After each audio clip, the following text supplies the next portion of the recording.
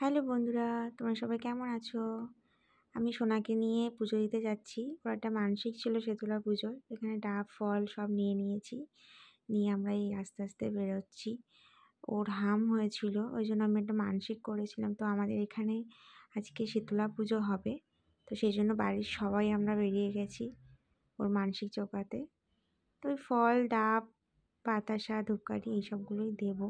ডালা দিয়ে চলে আসবো, কারণ অনেক রাতে পুজো হবে ওই জন্য।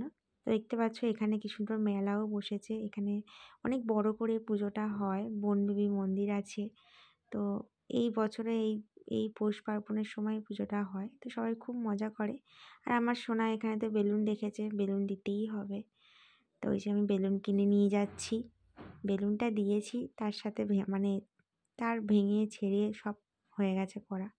আবার যাওয়ার সময় ঠিক করে নিয়ে যেতে হয়েছে।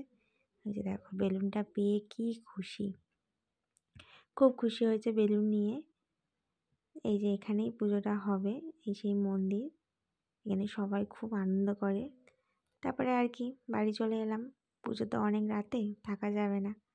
এই যে ম্যাডাম আসছেন দাদার সাথে, বেলুনটা নিয়ে ফেলে ফেলে দিল।